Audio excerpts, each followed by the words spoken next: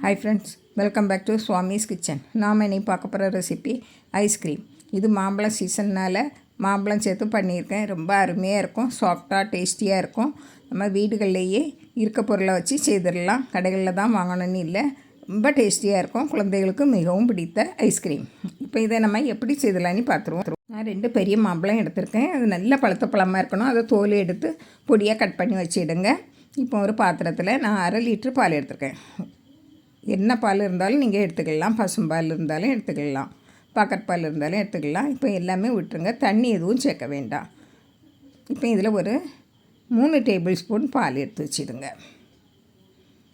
இப்போ இதில் 1 table spoon cornflour மாவு பாருங்க, 1 டேபிள் ஸ்பூன் கார்ன்ஃப்ளவர் மாவு போட்டுக்கிடுங்க.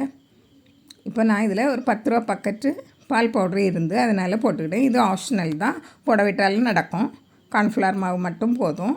பாருங்கள், இது ரெண்டையும் நல்லா கலந்து விட்டுடுங்க. நல்ல கட்டிகள் ஒன்றும் இருக்கக்கூடாது. பாருங்கள், நல்லா கலந்து விட்டுட்டு இதை ஒரு சைடில் வச்சுருங்க. இப்போ நம்ம பாலை அடுப்பில் வச்சுருவோம். அடுப்பில் வச்சு நல்லா கொதித்து வரட்டு. ஒரு 5 நிமிஷம் மீடியம் ஃப்ளேமில் வச்சு நல்லா கொதிக்க விட்டு எடுத்துருங்க. பாருங்கள், இந்த ஆடையெல்லாம் கலந்து விட்டுக்கிட்டே இருங்க. அடை படியாமல் பார்த்துக்கிடணும். நல்லா கலந்து விட்டுக்கிட்டே இருந்தீங்கன்னா நல்ல வாசனையாக இருக்கும். இந்த பால் எல்லாம் சேர்ந்து வரைச்சுமே, ஆடையெல்லாம் சேர்ந்து வரைச்சுமே நல்ல வாசனையாக இருக்கும். இப்போ நம்ம கலந்து வச்சோம் இல்லையா கார்ன்ஃப்ளவர் பால் பவுட்ரு, அந்த கலவையை ஒரு நேரம் கலந்துக்கிட்டு நீங்கள் அதில் விட்டு உடனடியாக கலந்து விட்டுக்கிட்டே இருங்க. இல்லைன்னா அடியில் போய் பிடிக்கும். நல்லா கலந்து விட்டுக்கிட்டே இருங்க.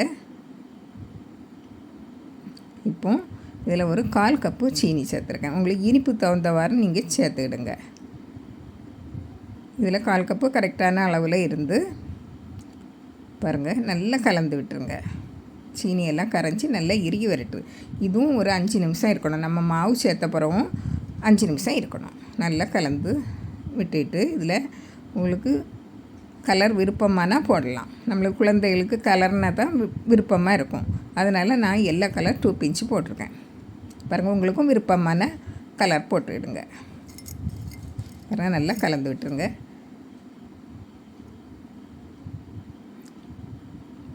மொத்தம் நம்மளுக்கு இது ஒரு 10 நிமிஷம் ஆகும் நல்லா இறுகி வர.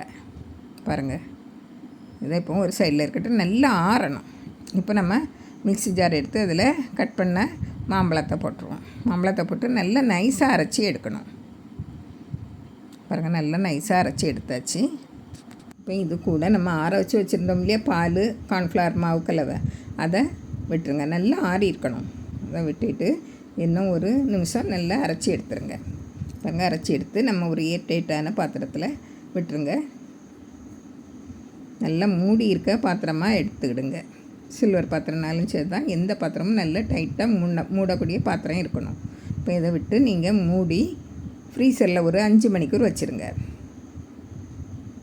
பாருங்கள், நான் 5 மணிக்கூர் ஆயிருந்து எனக்கு. இங்கே பார்த்துடுங்க, இடையில திறந்து சில ஃப்ரிட்ஜுக்கு சீக்கிரமாக ஆயிரும். பாருங்கள், இப்போ கெட்டியாக ஆயிருக்கு. நம்ம இதே இப்படியே குழந்தைகளுக்கு கொடுக்கலாம், நல்லா விரும்பி சாப்பிடுவாங்க. ஆனால் கொஞ்சம் இந்த ஐஸ் சந்தை போல் இருக்கும், நல்லா சாஃப்ட் இல்லாமல் இருக்கும். பாருங்கள், இப்படி இருக்குது. அதனால் நீங்கள் இன்னும் ஒரு நேரம் மிக்ஸி ஜாரில் மாற்றி அரைச்சி எடுத்துருங்க. அப்படின்னா நல்லா சாஃப்டாக வரும். பாருங்கள், இதை மிக்ஸி ஜாரில் மாற்றிடுங்க. இப்படின்னு பாருங்கள், கட்டியாக இருக்கு இல்லையா? இந்த கட்டியாக இருக்கிறதுனால நம்ம இப்போ சாப்பிட்டா கொஞ்சம் டேஸ்ட் குறைவாக இருந்தாலும் இருக்கும். அதனால் மிக்ஸி ஜாரில் மாற்றி நல்லா ஒரு நிமிஷம் நல்லா அரைச்சி எடுத்துருங்க. ஆனால் நல்லா சாஃப்டாக வந்துடும். பாருங்கள், இப்போ நான் அரைச்சாச்சு.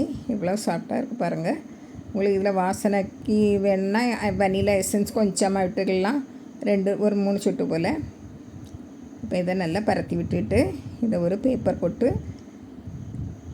பாருங்கள், அதுக்கு மேலே உங்களுக்கு பிளாஸ்டிக் பேப்பர் இருந்தால் போட்டுவிடுங்க, அலுமினியம் ஸ்பாயில் இருந்தால் போட்டுவிடுங்க. போட்டு நல்லா மூடி ஃப்ரீசரில் ஒரு 8 மணிக்கூர் வச்சுருங்க. குறைஞ்சது 8 மணிக்கூர் இருக்கணும். நைட்டு வச்சா காலையில் எடுக்கலாம். பாருங்கள், நான் நைட்டு தான் வச்சுருந்தேன், காலையில் 9 மணிக்கு எடுத்துருக்கேன். பாருங்கள், நல்லா அழகாக வந்துட்டு.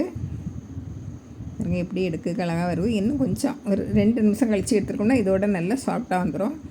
பாருங்கள், இப்போ கொஞ்சம் டைட்டாக இருக்குது. பாருங்கள், ஒரு நிமிஷத்துலேயே இளக்கிறோம். சூடான வெயில் நேரம்லேயே அதனால் பாருங்கள் இவ்வளோ அழகாக வருது. உங்களுக்கு வாசனைக்கு கொஞ்சம் வெனிலா எசன்ஸ் வேணா விட்டுக்கலாம் பிடிச்சிருந்தா. அப்படியே உங்கள்கிட்ட இருந்தால் விட்டுக்கலாம், இல்லை 2 ஏலக்காயும் போட்டு தட்டி எடுத்துக்கலாம். பாருங்கள் இவ்வளோ அழகாக இருக்குது, இவ்வளோ சாஃப்டாக இருக்குது, நல்லா சாஃப்டாக இருக்கும், நல்ல டேஸ்ட்டாட்டும் இருக்கும். இதே போல் நீங்களும் குழந்தைகளுக்கு செய்து கொடுத்து பாருங்கள். இந்த வெயில் நேரத்தில் நம்ம கடைகளில் தான் வாங்கணும்னு இல்லை, நம்ம வீட்டிலையே சுகாதாரமாக இருக்கிற பொருளை வச்சு செய்துடலாம். பிடிச்சிருந்தால் லைக் பண்ணுங்கள், ஷேர் பண்ணுங்கள், கமெண்ட்ஸ் பண்ணுங்கள், மறக்காமல் சப்ஸ்கிரைப் பண்ணுங்கள். தேங்க்யூ.